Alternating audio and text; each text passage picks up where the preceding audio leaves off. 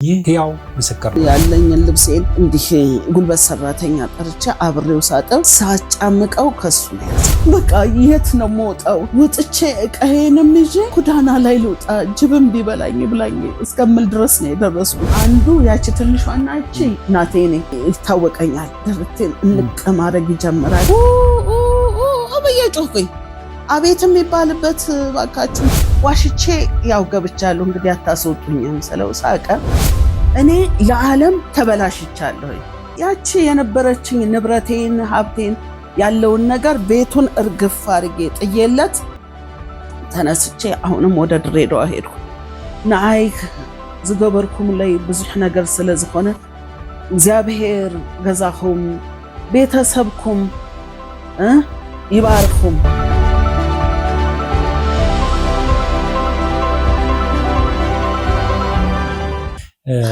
እሺ እህታችን ዙሪያ ሻረጋ መጀመሪያ ያው ወደ ቤትሽ የመጣ ነው። እንዴት ሰነበች? እንዴት ነሽ? ጤናሽ? እግዚአብሔር ይመስገን።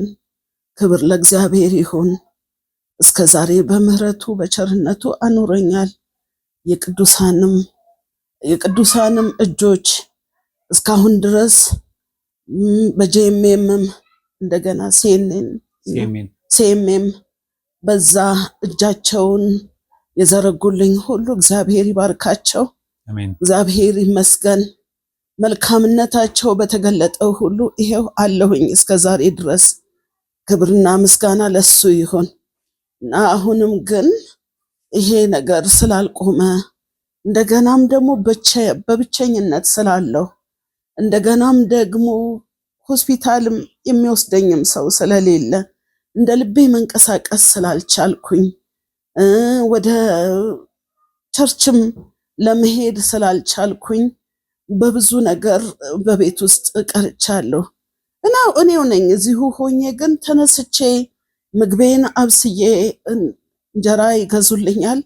ምግቤን አብስዬ እበላለሁ። እግዚአብሔር ይመስገን።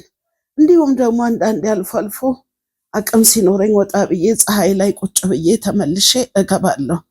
ብዙ ለውጥ አለ ከዛኛው እግዚአብሔር ይመስገን። አሁን ለውጥ አለ። ግን ሆነም ቀረም ግን ይህ የልብ ኬዙ ይሁን አላቅም ልቤን ጨምድዶ ይዞታል። በሕክምና ላይ ያሉትም ሰዎች ቅዱሳን እንደው ቢያዩኝ ምርመራ ቢያደርጉልኝ በቃ ይሄንን ምን እንደሆነ በቃ ቢታይልኝ እላለሁ። ሌላው ደግሞ ያው ይሄንን ኦክሲጅን አሁንም ተጠቃሚ ነኝ። ኦክሲጅን እየተገዛ ነው። በቃ የኑሮ ሁኔታ አለ ብዙ ነው በቃ ያለው። እግዚአብሔር ይመስገን። እንግዲህ ይሄንን ይመስላል። እስካሁን ግን እየረዳችሁኝ ያላችሁ ወገኖች ሁሉ አመሰግናለሁ። በእግዚአብሔር ስም አመሰግናለሁኝ። እሺ እንግዲህ አሁን ምናልባት ይሄንን ለመጀመሪያ ጊዜ የሚያዩ ይኖራሉ። ከዚህ በፊት አሁን ሁለት ጊዜ አቅርቤሽ ነበረ። መጀመሪያ በጄኤምኤም ከዛ በሲኤምኤን ቴሌቪዥን፣ አሁን ደግሞ እንደዚሁ በሲኤምኤን ድጋሚም በኢቫንጀሊካል ቴሌቪዥን ይተላለፋል። ግን እንደው አሁን ታሪክሽ ማናት የሚለውን ዛሬ ሰፋ አድርገን ለመስራትና ወደ ችግርሽ ያጋጠመሽ ነገር ሁሉ ይሄ ችግር ከየት መጣ የሚለውን እንመጣለን። ግን እስኪ ስምሽ ማን ነው? ሙሉ ስምሽ፣ የት ተወለድሽ፣ የት አደግሽ፣ ከዛ ደግሞ ጌታን የት ተቀበልሽ ማለት በልጅነት ከዛ እስኪ የልጅነት ጀምሮ ታሪክሽን ተሪክልን። ታሪኬ እንግዲህ የሚጀምረው ቀደም ሲል አባቴ በጌታም ነበረ። የሆነ ትንሽ የ5 የ6 ዓመት እያለሁ ነው በጌታ የነበረው እና ያው ትንሽ ሰንዴ ስኩልም ተምሬያለሁ። ከፍ ስለ 13 ምናምን አካባቢ ስደርስ ያው ትንሽ እንደ ዘመኑ ልጅ ወጣ ያለ ሁኔታ ውስጥ ሆንኩኝ። ከዛ መጨረሻ ጌታን ያገኘሁት በቤቴል መካነ ኢየሱስ ነው። የት ነው የተወለድሽው? የተወለድኩት አዲስ አበባ ነው። የት አካባቢ? ወደ ተክለ ሃይማኖት አካባቢ። እንደገና አንቺ ስትወለጂ ቤተሰቦችም በጌታ ነበሩ? አይ አይደለም፣ በጌታ አልነበሩም። እሺ ጌታ እንዴት አገኘሽ አንቺ? እኔ ጌታን እንደገና ካደግኩ በኋላ 13 ዓመት ሆነ። ካደግሽ በኋላ ነው? እስቲ አስተዳደግሽን ንገሪኝ እስቲ። ያው አስተዳደጌ እንደማንኛውም ኢትዮጵያዊ ያው በውጣ ውረድ ውስጥ ያለፍኩ ሰው ነኝ። ምንድናቸው? አሁን ከልጅነት ጀምሮ ያለውን ንገሪኝ እስቲ። ልጅነት ጀምሮ አባቴ ከእናቴ ጋር ተለያይቶ የ5 ዓመት ልጅ እያለሁ ነው ሰርቆ ይዞኝ ሄደው እና እሱ ከእናትሽ ጋር ተለያዩና አንቺ ሌሎች ነበሩ ከአንቺ ጋር? አዎ የእናቴ ልጆች አሁንም አሉ። እነዛ ከአባትሽ የማይወለዱ? ስለዚህ አባትሽ አንቺን ከነሱ በኋላ ነው የወለዱት ማለት? አዎ መጨረሻ ነኝ እኔ፣ የመጨረሻ ልጅ ነኝ። የመጨረሻ ነሽ? አዎ እንግዲህ ለአባቴም የመጨረሻም የመጀመሪያም ሌላ አላየሁኝም። ስለዚህ ተጣሉና አንቺን ይዞኝ ሄደ ማለት ተለያይተው እናቴ ጋር ነው የነበርኩት። ገና እኮ የ5 ዓመት ምናምን ሆኜ እኮ ነው ጡትም አልጣልኩም ይባላል፣ ታሪክ ነው የሚነገረኝ።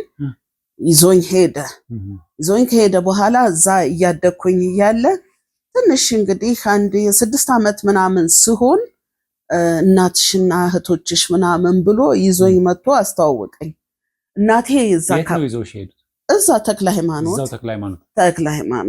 እዛው ማለት እሱ እዛ አይደለም ሰፈሩ ማለት እናትሽ የነበሩት ተክለ ሃይማኖት ነው? የት ነው አባትሽ ይዘውሽ ሄዱት? ወደ ሌላ ሰፈር ነው አላውቀውም። ምን ያሁን ሌላ ሰፈር ነው ይዞኝ የነበረው እና አሁን ወደዛ ይዞኝ ሄዶ እነሱን አስተዋወቀኝ። ብዙም ልጅ ስለሆንኩኝ ምንም አይገባኝም። እናቴ በዛው አካባቢ ትሞታለች። ምንም ጣዕሟንም ታሪኳንም አላውቅም።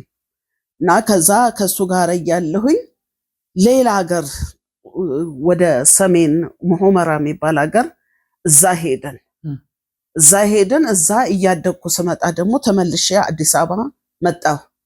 አዲስ አበባ ከመጣሁኝ በኋላ ያው እንዳልኩ ልጅነትም አለኝ። ያው እንዲህ የከተማ ልጅ አይነት ነገር አስቸጋሪ ልጅ ሆንሽ ማለት ነው? አስቸጋሪ ልጅ ሆንኩኝ። ምን ታደርጊ ነበር እስቲ እንደው ለምስክርነት እንዲረዳን ማለት? አይ ለምስክርነቱ በቃ ያው ዱርዬ ትሆናለህ። በቃ ጫት መቃም፣ ሲጋራ ማጨስ ምናምን ብዙ ነገሮች። እዛ ውስጥ ገባሽ? እዛ ውስጥ ገባሁ። ማንም የሚጠነቀቅልኝም ሰው አልነበረም ፒያሳ አካባቢ እና ማንም የተጠነቀቀልኝ ነገር የለም። ተጽዕኖም አለ በእናቴ በኩል የሚመለክ መንፈስ አለ። አሁን ነበረ የምታውቂው ነው አታውቂውም አንቺ? እኔ ታውቀዋለሁኝ ብለህ ነው? ምን ጌታንም አላውቅም እንኳን ስለመንፈስ ለማወቅ። እናቴ ጌታን አታውቅም፣ ግን ለመንፈሱ አልገዛም ከማለቷ የተነሳ ለልጆቼ ይሄን ውርስ አሁን ነው ሳድግ ከአንዳንድ ጭምጭምታ ከነሱ ውርስ ለልጆቼ አላቆይም ትልና ጋንዲ በእግሯ ሄዳ ኦፕሬሽን ሆና ነው የሞተችው። ገደላት መንፈሱ ማለት ነው። ከዛ አሁን እንግዲህ ልጆች ላይ ነው የመናፍስቱ አሰራር የሚሰራው ማለት ነው። እኔ አሁን በምንስ ተረድቼ ራሴን መንጠንቀቅ እችላለሁ? በተከፈተው ቦይ ያው አገኘኝ እና ከዛ መጨረሻ ላይ በዚህ መካከል ላይ እንዲህ እንዳለው ያው በዱርይነቱ ያለው ሁኔታ አንድ ባላገባለሁ እና ባላገባሽ በስንት ዓመትሽ? 13 14 ምናምን በሆነ 14 ዓመትሽ? አዎ ያው ከዛ መጨረሻ ላይ ከሱ ጋር ይሄንን ዱርይነታችንን ጫቱንም ሲጋራውንም እንትን እያልነሳለን መጨረሻ ምን ይሆናል?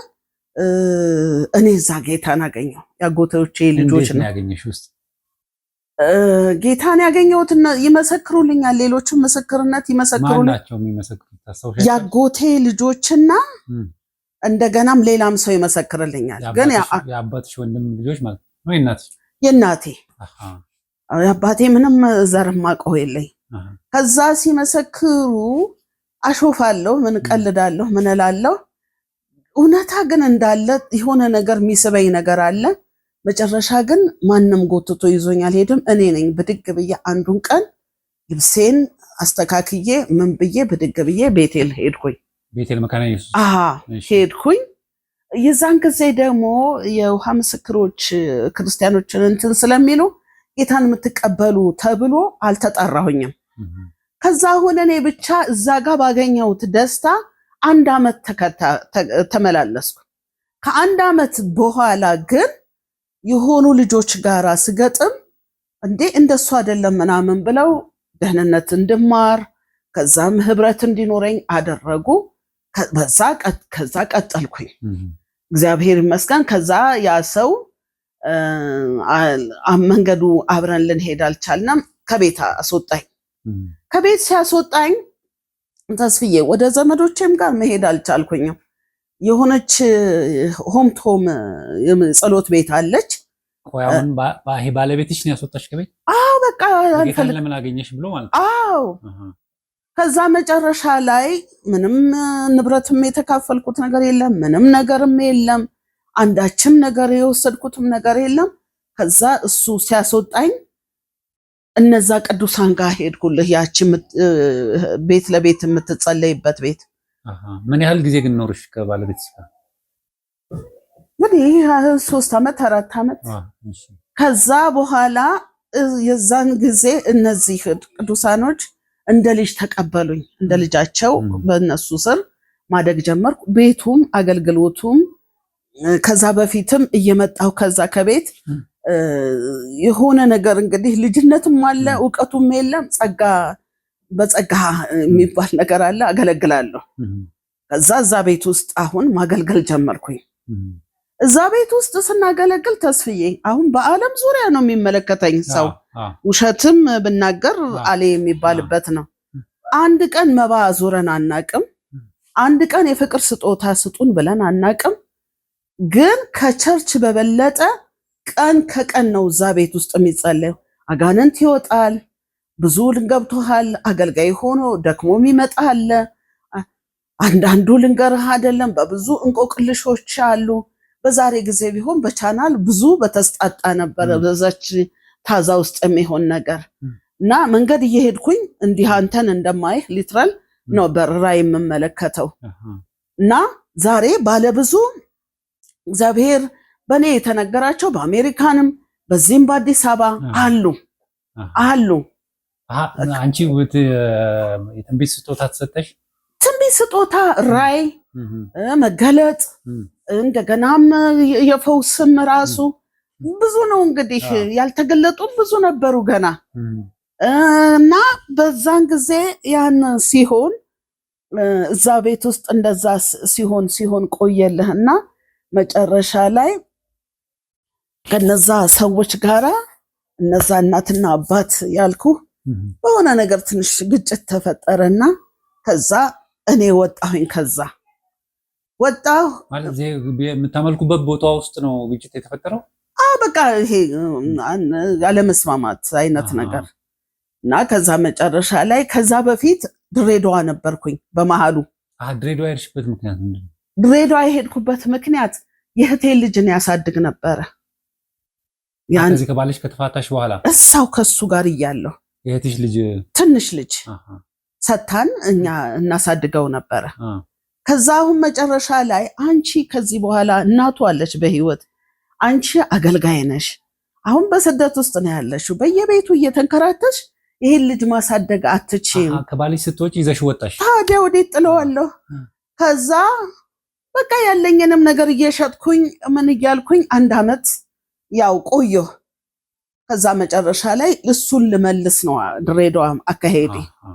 ድሬዳዋ እንግዲህ እህቶቼ አሉ፣ እቺ አሁን የምልህና ትልቁ እህቴ ደግሞ አለች።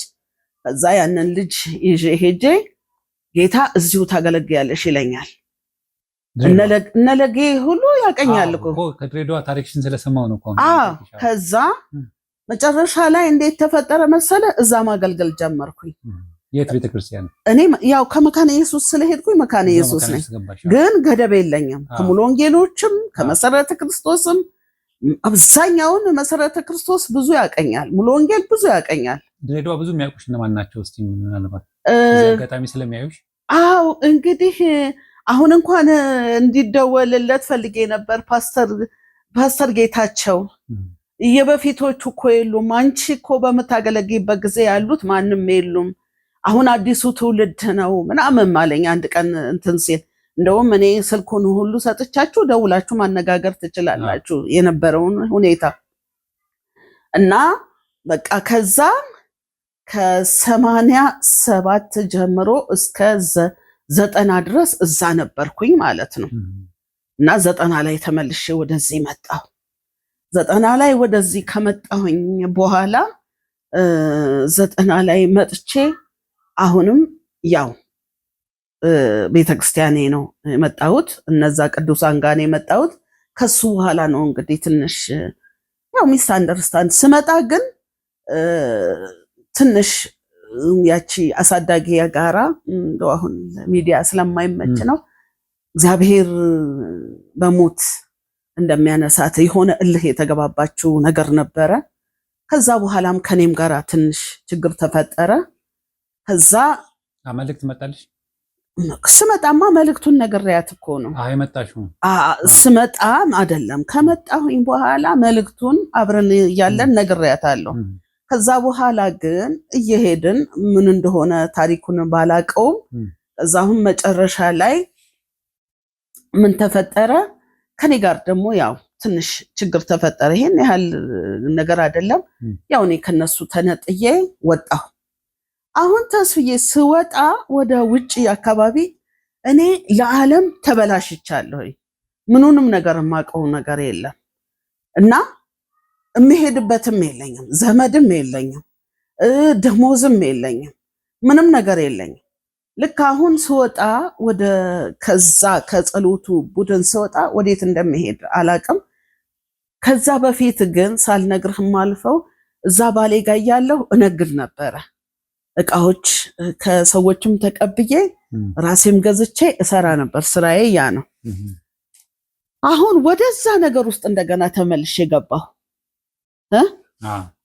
ወደ ንግዱ ዓለም ውስጥ ገባሁ። ወደ ንግዱ ዓለም ውስጥ ስገባ ትንሽ ህይወት እየቀዘቀዘ እያለ ያን ከአገልግሎቱ እንትን ወደዚህ እያዘነበለ መጣ። ወደ ንግዱ ወደ ስራው እና በዚህ መካከል ላይ አሁንም ያው ቸርቼን አልተውኩኝም። እንደዛ እያልኩኝ ያው ድካሞች ይኖራሉ። መንገጫገጭ ገብተዋል ከጌታ ያን ያህል 24 ሰዓት እዛ ጋር የምትገኝ ሰው አሁን ደግሞ በስጋ ነገር ስትጠመድ ያው ችግሮች አሉ። መጨረሻ አሁን ምን ይሆናል መሰለህ? በአንድ አጋጣሚ የሆነ ፖሊስ ነው በአጋጣሚ እሱ ወደ ህይወት የገባ። አዎ ክርስቲያን ነው። አዎ እንግዲህ ክርስቲያን ነው። ወደ ደቡብ ነው እና ከዛ መጨረሻ ላይ ወደ ህይወት አገባሽ ማለት ነው። አዎ በውድቀት ነው። ይሄ ቅድስና በሞላው ነገር አይደለም። ልክ ይሄ ህይወቴ በደከመበት ጊዜ ነው እሱንም ያገኘሁት። ከዛ መጨረሻ ላይ ይሄ ወደ ጋብቻ ተብሎ መጣ። አሁን መጨረሻ ላይ እንዴት ሆነ መሰለ? ከገባ በኋላ ህይወቴን ምስቅልቅሉን አወጣው። እለት በእለት መደብደብ ነው። እለት በእለት ገብቶሃል መከራ ማሳየት ነው። ብዙ ነገሮች ነው። በቃ እዛ ጋር የቀጠቀጥኩት ሰይጣን አካል ለብሶ ነው የመጣው። በቃ ከዛ በኋላ ግን ያቺ የነበረችኝ ንብረቴን ሀብቴን ያለውን ነገር ቤቱን እርግፍ አድርጌ ጥዬለት ተነስቼ አሁንም ወደ ድሬዳዋ ሄድኩ። ትንሽ ጭንቅላቴም ሁሉ ጤነኛ እስከማይሆን ድረስ ነው የሆንኩት። በጣም አቢውዝድ ሆኜ ነበረ። 1 ዓመት እዛ ተቀምጬ እዛ መጨረሻ ላይ ህይወቴ ትንሽ መለስ ሲል በንስሐ ራሴን ተመልክቼ እዚህ ቤተክርስቲያን ታግጄ ነበረ፣ ቤቴን ማለት ነው። ከዛ እኔ አሰራሩንም አላቅም። ምን ያህል ጊዜ ነው የምትታገደው? ምን ያህል ጊዜ ነው እንትን የምትለው? ማቀውም ታሪክ የለም። እኔ ለምን ክርስቲያንም ብሆን ከቤት ከዛች ጓዳ ወጥቼ አላቅም። እና ከዛ ተመልሼ ልክ ስመጣ ወደ ቤተክርስቲያን ተመልሼ ሄድኩኝ እና አባቶች እንትን እንዲሉኝ እንዲያስተካክል ገደቤስ እስከ መቼ ነው የሚለውን ጠይቂ ስለተባልኩ ስመጣ አሁንም ማመልከቻ ጻፊ ማነትስ ምንትስ ግብጥርስ ምናምን ብዙ ታታበዙብኝ። እኔ ደግሞ ያለሁት ሽሮ ሜዳ ነኝ። እንግዲህ ሽሮ ሜዳ ነው እንግዲህ መጥቼ የገባሁት።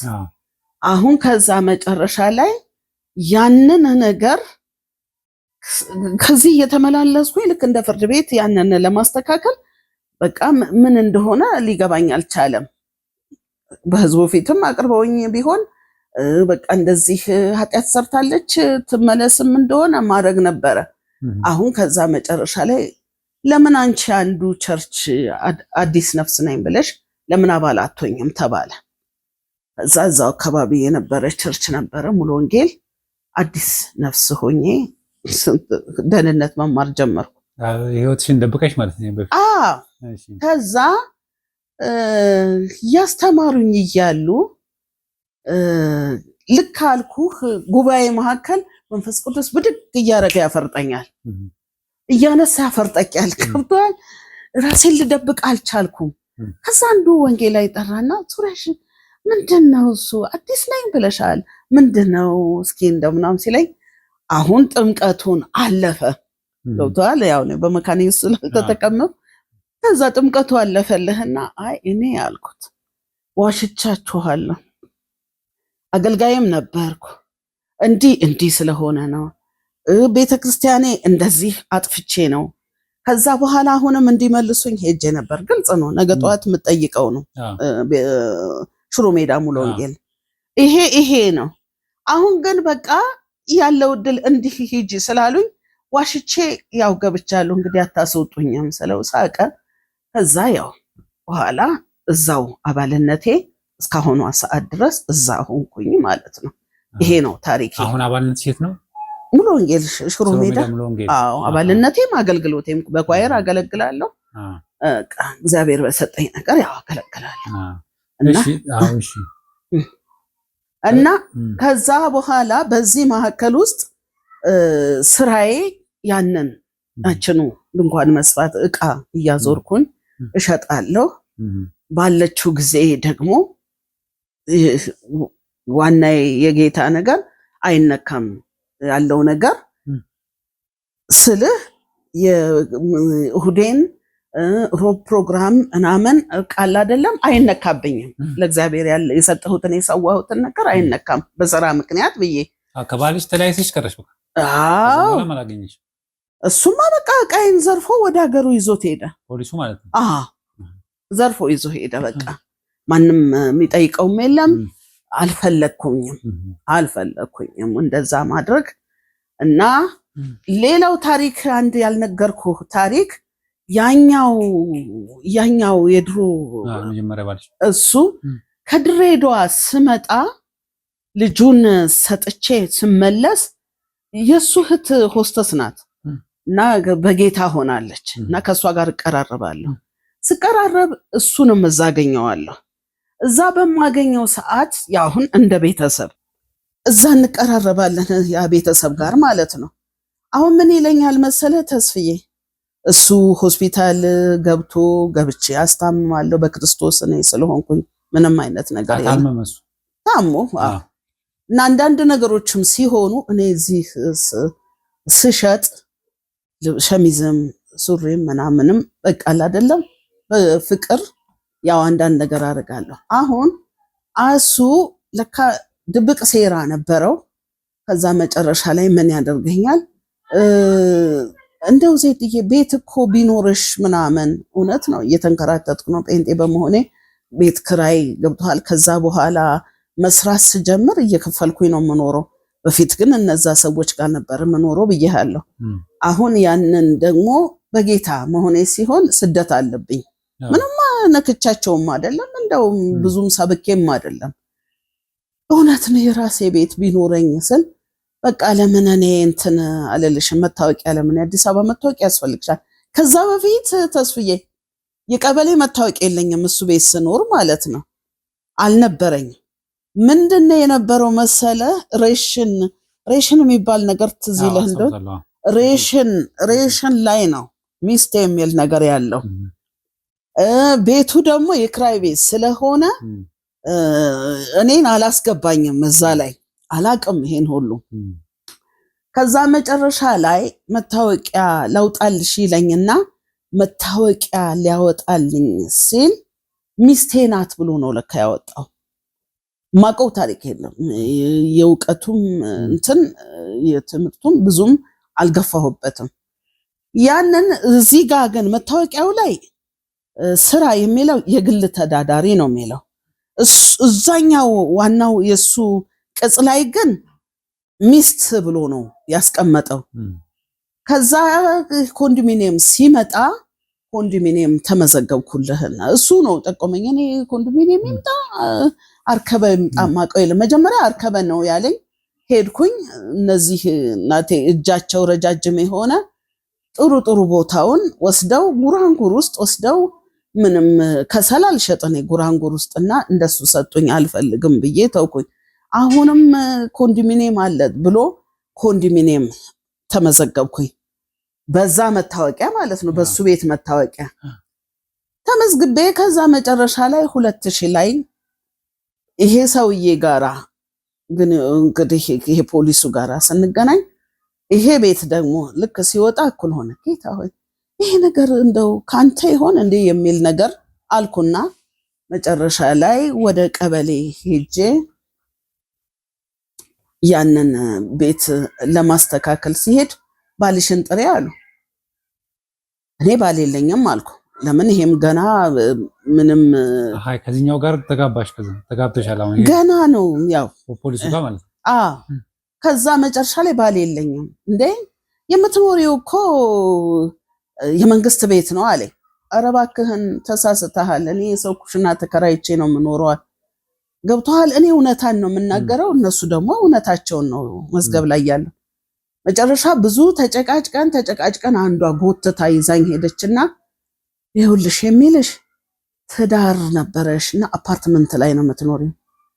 ትዝ ሲለኝ እኔ እሱ ካርኩ በቃ የለም ተፋተናል።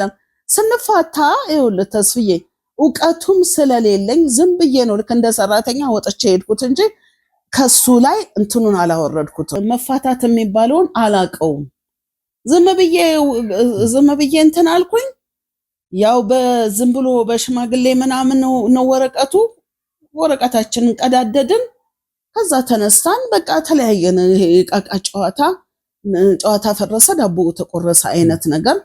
ከዛ እሱ ለካ እዛ ቅጽ ላይ ያለውን ነገር ስለሚያውቅ ስትራቴጂውን አስተካክሎ ነው ይሄንን ያደረገው።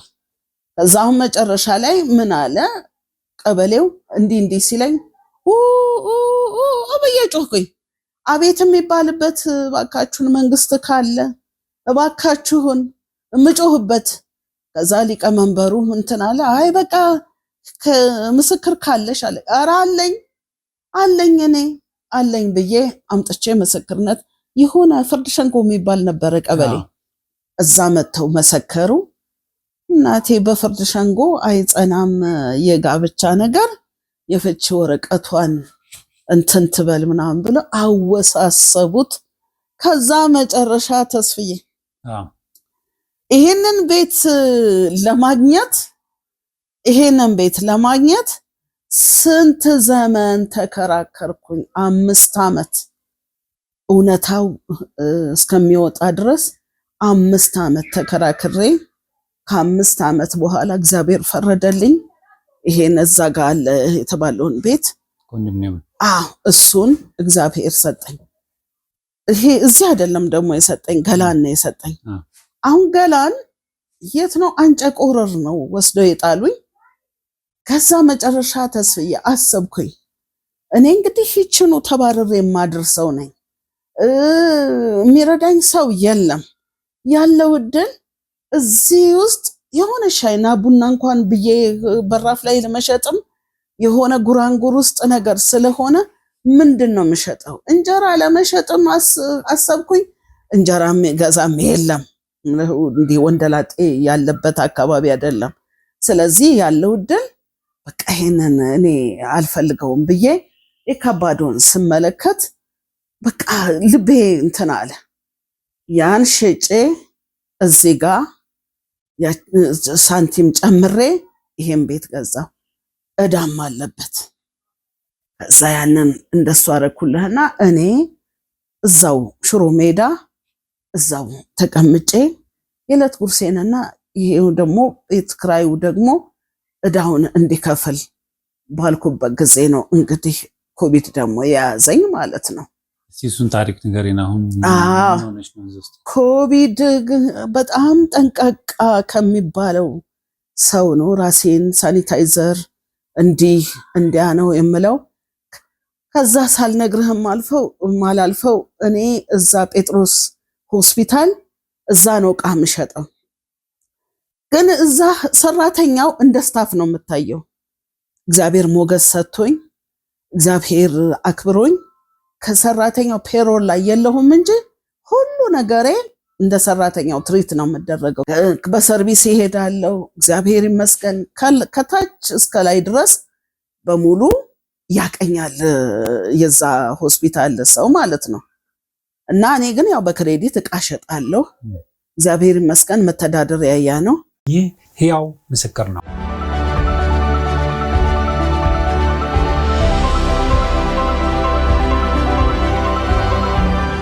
ይሄ ሁሉ ሲሆን ግን አሁን መንፈሳዊ ህይወትሽ እንዴት ነበር? እግዚአብሔር ይባረክ። ሰላም ተስተካክሏል? አዎ ሰላም።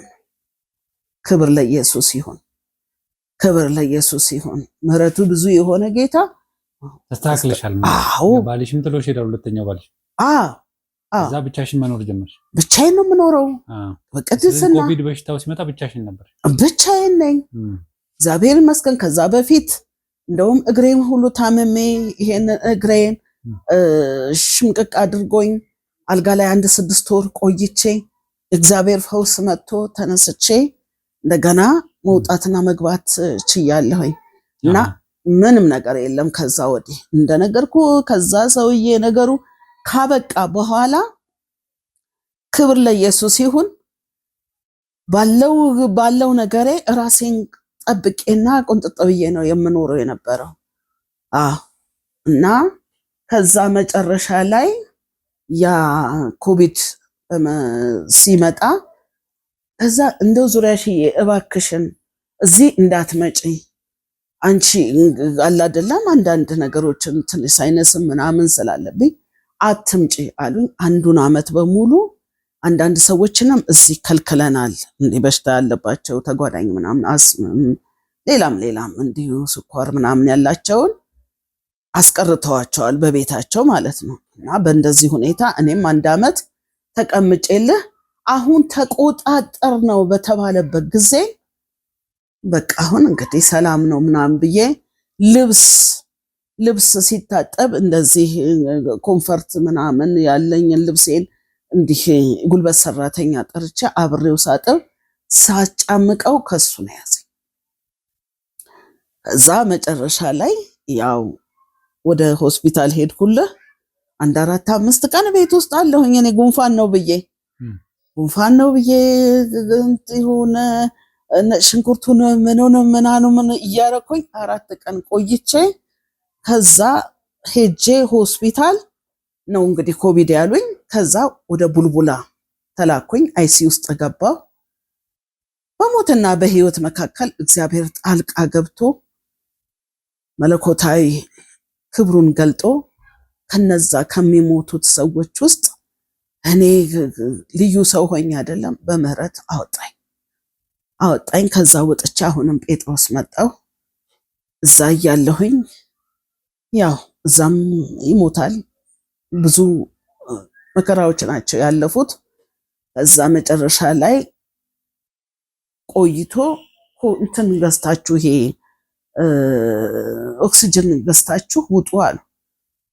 ተስፍዬ 5 ሳንቲም የለኝም። ከዛሁን መጨረሻ ላይ እንደገና ለቤተ ክርስቲያን ላኩኝ። ከዛ በኋላ እግዚአብሔር ይመስገን በቤተ ክርስቲያን አንድ እህት 10,000 ብር እኔ እሰጣለሁ አለች።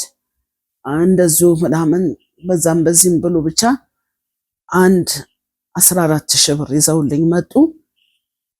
ይሄንንና አንድ እዛ ጋር ትንሽ ያለችውን እሱን ገዛው። ከዛ እግዚአብሔር ይመስገን ወደ ቤት መጣ። አሁን እሱ ወር የሚቀመጥ ነው የመሰለኝ። ለካ በየ3ቱ ቀን በየ4ቱ ቀን መሙላት ያስፈልጋል። ከዛ በቃ ግራ ገባኝ። ቆየሁ አየሁ ቤት ኪራዩም እንደዛው ነው ያለው።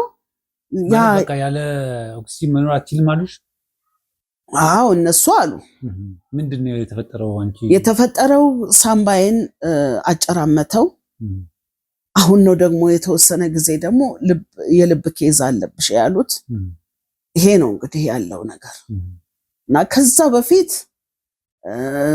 ዲስክ መንሸራተት ብሎኛል። ከዛ በፊት ኮቪድ በፊት ማለት አሁን እንግዲህ ብዙ ከመተኛ የተነሳ ደግሞ ያው ወገቤን ያመኛል እና እንደገና ደግሞ ብዙ ከመቆም እዛ አገልግሎት በነበረ ጊዜ ብዙ ከመቆም የተነሳ ቫሪኮስ ቬን አለብኝ። ይሄ ስር ታውቀዋለህ አይደል? እሱ እና ከዛ ደግሞ ከጊዜ በኋላ ነው ክብደቱም የመጣው አጥንት የመሸከሙ ነገር አጥንቱ አቅም አጣ እና ከዛ አሁን ወደ ቤት ግቡ ሲባል ያው ኦክሲጅን ይዤ ገባው እና ቀጣይ ብዙ ችግሮች በነበሩ ጊዜ ከዛ ቤት ደግሞ ውጪ ተብዬ እግዚአብሔር ይባርካት አሁንም መልካም ሴት ናት በመልካምነት አገልግላኛለች ኋላ ሰይጣን ዲያብሎስም ቢበርዝ በመልካምነት እንደናት ሆና እግዚአብሔር ይመስገን በኮቪዱም ጊዜ እግዚአብሔር ይባርካት ምበላው ነገር ባልነበረኝ ሰዓት እቺ ሴት በመልካምነቷ ተገልጣለች። ግን አሁን ወደ ኋላ አካባቢ ምን እንደመጣ አላቅም ከኖ ኦክሲጅንሽ በቃ እነሱ እንደውም እናትና አባት ሳይሆን ልጁን ነው ጎረምሳ ልጅ ነው በቃ እሱን ቹ ብለው ላኩ። በቃ ተስፍዬ ጉሮሬን አንቆ ካልጋ ላይ ሊወረውረኝ ባለ ጊዜ ነው ወደ አንተ ጋር የደወልኩት። ከሱ በፊት ልክ አልኩ የመጨረሻ ደረጃ ደርሼ የነበረችኝን ወርቆች ስብስብ አድርጌ ሸጥኩኝ። ለምን ይሄ ኦክሲጅን አይቆረጥም። ያለኝን ገንዘብ ደግሞ ቡልቡላ እያለሁ ከዚህ በፊት የነበረኝን ገንዘብ ቡልቡላ እያለሁኝ እንትን እያለ ነው የነበረው። እኔ የነበረኝን ሳንቲም አንዱ ምነግርህ እንትን ለቤቱ ሰጥቻለሁ። ምንም አልነበረኝም። ልክ አልኩ ግን እቁብ የገባሁት ስለነበረ ያቺ እህቴና የእህቴ ልጅ እቁቡን ሰጧቸው። ያን እቁብ ቡልቡላ ያለው ሲፓሪን የምትባል አንድ መድኃኒት 1400 ብር ድረስ የተሸጠች ናት። ያ ሕክምና ያሉ ሰዎች ያውቁታል። በጣም እንግዲህ ብዙ ሰው ስለሚፈልጋት ዋጋዋ ኑሮ በዛ ላይ ደም ማሰሪያ ዋሽንግተን የሚባል በጣም ውድ የሆነ ቦታ ነው። ያ ደም እንትን የሚለው 5 ሳንቲም የለኝም ገንዘቤ ያለቀው። እንግዲህ እነሱም ቁጥበው እንትን ይበሉ አላቅም፣ ብቻ ግን 5 ሳንቲም የለኝም። ከሱ በኋላ ነው እንደገና ኦክሲጅን ገዝተሽ ውጭ የተባለው። ቅዱሳን ያንን ሰጡኝ። ከዛ መጨረሻ ላይ አሁንም እንዳልኩ ያንን ወርቅ ሸጬ ደግሞ ትንሽ መንገታገት ጀመርኩኝ። እሱም እያለቀብኝ ነበረ። እንደገና ቤት ውጭ ሲባል ተስፍዬ አንተ ጋር የመጨረሻ የሞትና የህይወት ነገር ነው ተስፍዬ፣ አንተ ያን ጊዜ እንደ እግዚአብሔር ነው የደረስክልኝ። በቃ የት ነው የምወጣው? ወጥቼ እቃዬንም ይዤ ጎዳና ላይ ልውጣ ጅብም ቢበላኝ ብላኝ እስከምል ድረስ ነው የደረስኩት። ለምንድን ነው እሱ እዚህ ቤት ውስጥ ያሉትን አንደኛ ነገር አስወጥቼ ብገባ እንዴትስ ነው ደግሞ ኦክሲጅኑ ከየት ነው ማመጣው? እንደገና እሱ ደግሞ ጊዜው አልደረሰም ሊወጣልኝም አልቻለም። ስለዚህ ያለኝ እድል በረንዳ መውጣት ደረጃ ላይ ነው። ቆይ አይደለም ምናምን ብላ አስቆምከኝና እግዚአብሔር ይባርክህ ለዘላለም ይባርክህ እንደ መልአክ ሆነህ ነው። እኔ አረሳውም ያንን ቀን አረሳው። ከዛ መጨረሻ ላይ መታችሁ ቀረጻችሁኝ። ከዛ እግዚአብሔር ይባረክ ያው የሰዎች እጅ ተለቀቀልኝ።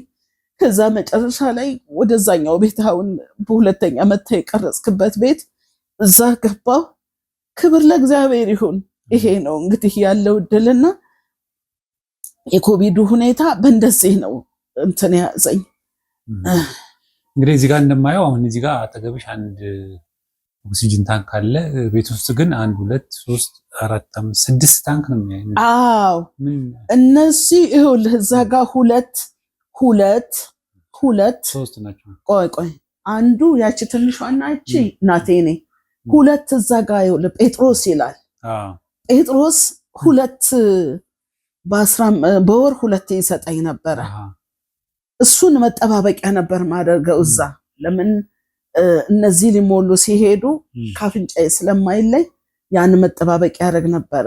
አሁን ወደዚህ ሙቭ ሳደርግ ነግሬያቸው ያው ወደዚህ መጣ። ከዛ እቺኛዋ ደግሞ ሌላ ሰው እዛው ሽሮ ሜዳ የሆነ ሰው እነሱ ተሽሏቸው ይሁን ሞተውባቸው ይሁን አላቅም እችን ሰጡኝ ማለት ነው። እችኛዋ እነዛ ከጴጥሮስ የምወስደውን ነገር ቆመ። ለምን እዚህ መጣው? አሁን ከዚህ ደግሞ ወደዛ ለመላክ ትራንስፖርቱን ስለማልችል በቃ እዚሁ አስቀዳበታለሁ ማለት ነው። ይሄ ነው እንጂ እችና እቺ ናቸው እንግዲህ የተገዙት ማለት ነው።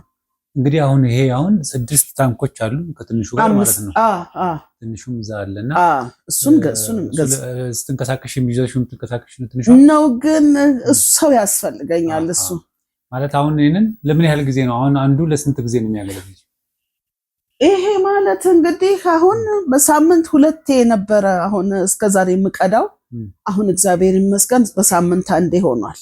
አሁን ይሄ አንዱ ትልቁ ለሳምንት ያገለግላል አይደለም? 2 ቆጥበኸው አንዳንዴም ኦፍ እያረከው 2 ለሳምንት ይቆያል። እዛውን ኦክሲጅኑ ሲነቀል አንቺ ጤናሽ ይታወቃል። አዎ ማለት ቤት ውስጥ ከሆንኩኝ ኦፕን ኤሪያ አየር የማገኝበት ነገር ካልሆነ አዎ ያስጨንቀኛል። እና ንፋስ የማገኝበት ወይም አሁን ሁሉ ተከፋፍቶ ነፃ አየር የማገኝበት ነገር አሁን ስሰራ እሱ ጋር ነው። አሁን ቁጭ ምለው ተስዬ በሩን ከፍታለሁ፣ መስኮቱን ከፍታለሁ። በዚህ ምከፍትልህና እሷ ጋር መሀከለኛ ቦታ ላይ ተቀምጬ አየር የሚያገኝ ቦታ ከሆነ እሷ ጋር ሽንኩርቴንም ምኔንም ማድረግና ቶሎ እንትንልና አለኝ ልቤ እቺ መለኪያም ናት።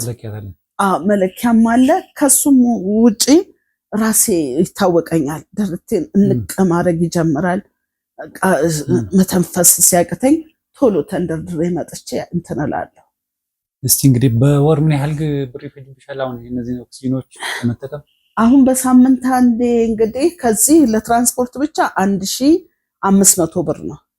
ይሄ ራሱ 2ቱ ወደ 8000 አካባቢ ማለት 800 ብር።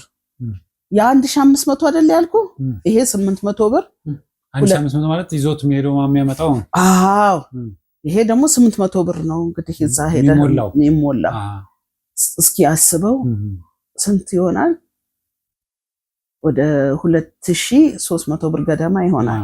ያቺ 200 ብር ናት የምትሞላው። እና ከዛ እንግዲህ በአራት ጊዜ ስታደርገው በወር እንግዲህ ይሄን ያህል ነው ያለብሽ። እንግዲህ ምንድነው አሁን እንግዲህ በዓለም ዙሪያ ያሉ ቅዱሳን አንቺ አሁን ባልጋ ቁራኛ ሆነሽ ተይዘሽ ነው ያለሽ። ብዙዎቹ ደግሞ እንደዚህ የተቸገሩ ሰው ለማግኘት እንደውነት የተቸገረ ሰው ለማግኘት ይቸገራሉ። እውነት ነው። ብዙ ጊዜ ቴሌቪዥን ላይ ሲለቀቅ አንዳንዶቹ ስልክ ስላዩ ብቻ ተቸገረን እያሉ ገንዘብ የሚሰበስቡ ሰዎች አሉ፣ ሳይቸገሩ ማለት ነው። እውነት ነው። ሰዎች አሉ። ግን ይኸው የሚታይ ነውና ምን እንዲያደርጉልሽ ነው የምትፈልጊው? እኔ እንግዲህ አሁን የሚያደርጉልኝ ነገር እግዚአብሔር በረዳቸው መጠን ያው የኦክሲጅን ሆነና እንግዲህ አሁን ቀለብ ነው። ያቺኛዋ እንግዲህ መታ እዚህ ከፍላታለሁ ማለት ነው ቤት ክራይዋን። የአከራይሽውን ቤት አሁን ምንድነው የሚያስፈልገው? ኦክሲጅኑና እና የቀለብ ነገር ያስፈልጋል። እንደገናም ደግሞ ከሁሉም በላይ ጸሎት፣ እኔ ጌታ ከፈወሰኝ ተስፍዬ ጉሊትም ሸጬ ጌታን አገለግላለሁ። በቃ ቆሎም ቆርጥሜ ጌታን አገለግላለሁ። በነፃነት እንደ ልቤ እምራመድ ሰው ሆኜ ከዚህ ማስርት ከወጣሁኝ እዚህ ጋር እምለው ነገር አይኖረኝም። እግዚአብሔር ይባረክ። ቀጣይ ነገር አሁን እንደሞ ኃይለኛ እንትን የሆነብኝ እንዲህ የምትያዝ ኦክሲጅን አለች በኤሌክትሪክ የምትሰራ እሷን እንደው ቢተባበሩኝ እንደው ቢያደ ለመውጣት ለመግባት ማለት አሁን ይሄንን ተስዬ እንዴት አድርጌ ነው ወደ አምልኮ ና ተሸከምልኝ ና ጎትትልኝ በቃ እንደ ልቤ ለመራመድ አልችልም። ያ ካለ ግን ተስዬ ቻርጅ ታደርጋለህ እችን ወንበር ሁልጊዜ ይዣት ነው የምወጣው። የትም እንደዚህ ከወጣሁኝ በራይድም ሲሄድ ለምን ራይዱ ውጥት አድርጎ ቢተወኝ እንኳን ወንበሮ ላይ ቁጭ እላለሁ አየር ያለበት ቦታ ላይ እና ምንድነው እሷ ካለችኝ ትንሽም በእግሬ እየተንቀሳቀስኩኝ የሆነ ነገር አሁን ራይዱም ጨረሰኝ።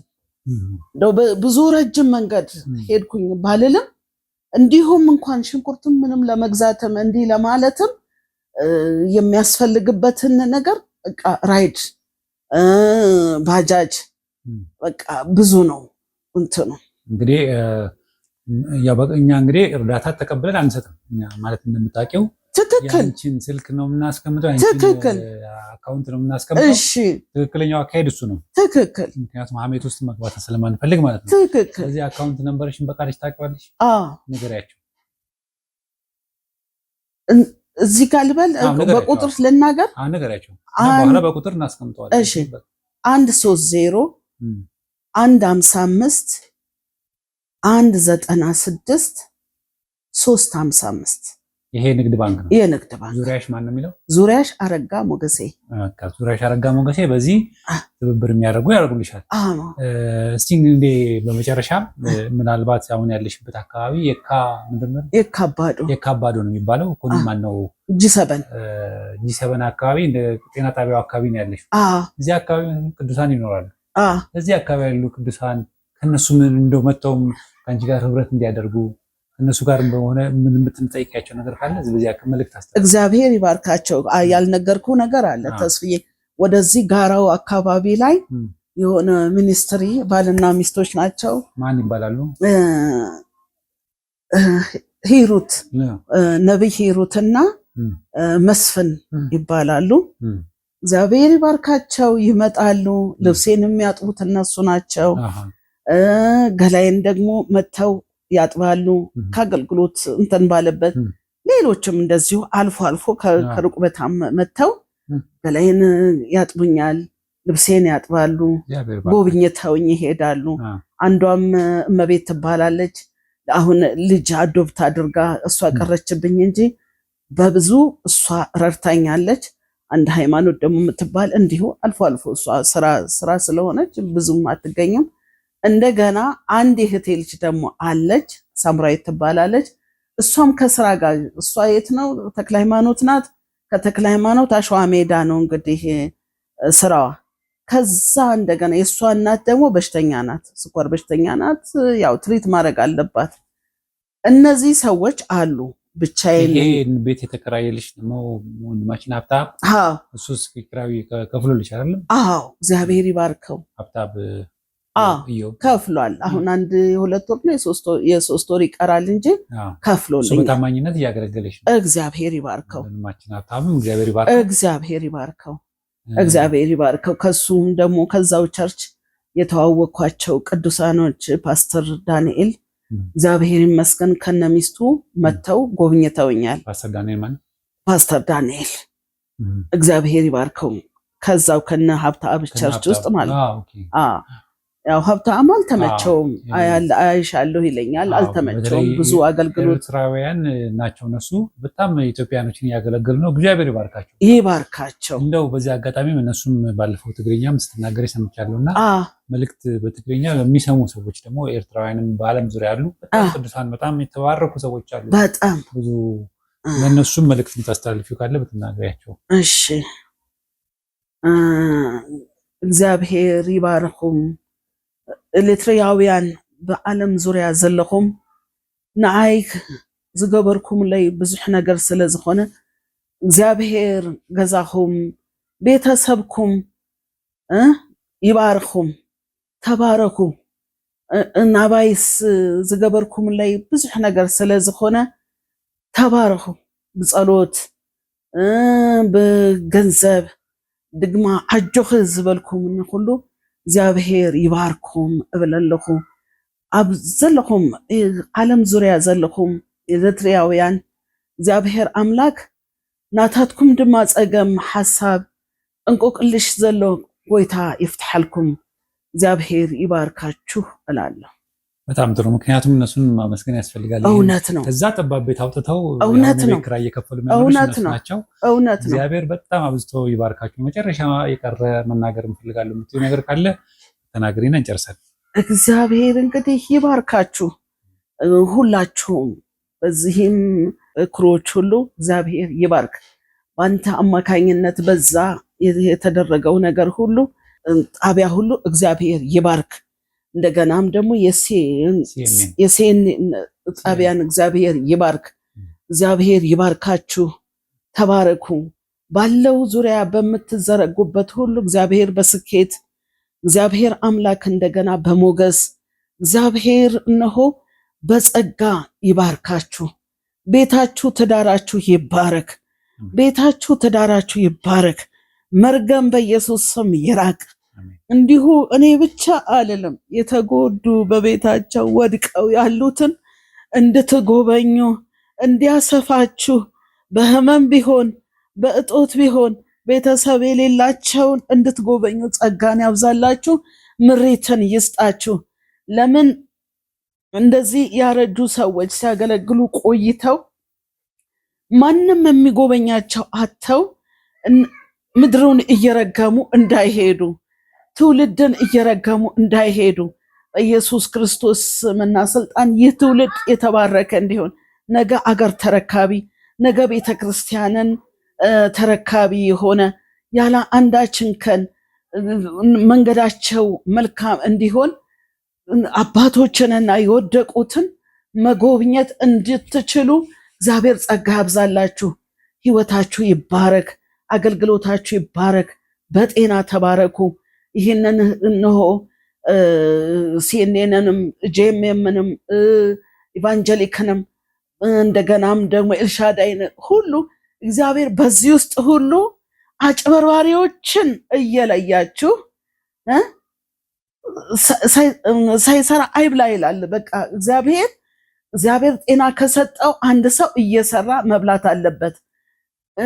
አጭበርባሪዎችን እየለያችሁ ለሚደረሰው ተደራሽነት የሚያስፈልገው ሰው እግዚአብሔር እንዲያበዛችሁ እንድትዘረጉ ራያችሁን እግዚአብሔር ያስፋ። የእውነት መንፈስ ደግሞ ይግለጥላችሁ። ሐሰተኛውና እውነተኛውን መለየት የምትችሉበት እግዚአብሔር ይባርካችሁ። ትውልድ ያፈሩ አባቶችና እናቶች ቤተክርስቲያንን እየባረኩ ትውልድን እየባረኩ የሚወለዱትን ልጆች እየባረኩ እነሆ ወጣቶችን እየባረኩ እንደገና ትዳርን እየባረኩ ማለፍ ይሆንላቸው። ከናፍርቶቻቸው ላይ ከመርገም ይልቅ መባረክን እነሆ እንዲበዛለን በኢየሱስ ክርስቶስ ስም እጸልያለሁ። ሁሉ ለእግዚአብሔር ክብር ይሁን። ይሄን ነው የምለው። አመሰግናለሁ። እንግዲህ እህታችን ዙሪያሽ እግዚአብሔር ይባርክሽ። አብረሽን ስለቆየን ይህ ሕያው ምስክር ነው።